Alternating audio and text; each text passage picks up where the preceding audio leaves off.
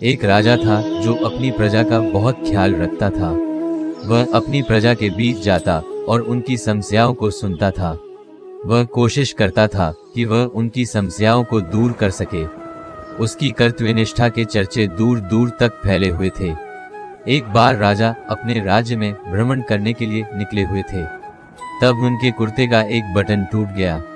यह देख राजा ने अपने मंत्री को तुरंत बुलाया और उसे आदेश दिया कि वो गांव से एक अच्छे दर्जी को बुला लाए जो उनके कुर्ते का बटन लगा दे। यह सुन मंत्री ने गांव में दर्जी की खोज शुरू कर दी। संयोग से उन्हें एक दर्जी भी मिल गया। गांव में उसकी एक छोटी सी दुकान थी। उस दर्जी को जल्दी ही राजा के पास लाया गया। उस दर्जी से राजा ने कहा कि क्या वो उसके कुर्ते के बटन सिल सकता है। दर्जी ने कहा कि ये तो बड़ा ही आसान काम है।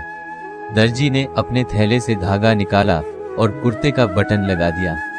राजा बेहद खुश हुआ और उससे पूछा कि वो उन्हें कितने पैसे दे। इस पर दर्जी ने कहा कि इतने से काम के लिए वो पैसे नहीं ले सकता है।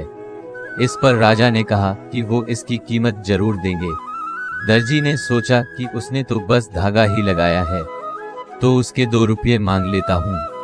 फिर दर्जी ने सोचा कि कहीं राजा यह न सोचे कि इतने से काम के 2 रुपये तो गांव वालों से कितना पैसा लेता होगा। यह सब सोच समझकर दर्जी ने कहा कि वो अपनी इच्छा से जो भी देंगे वो ले लेगा।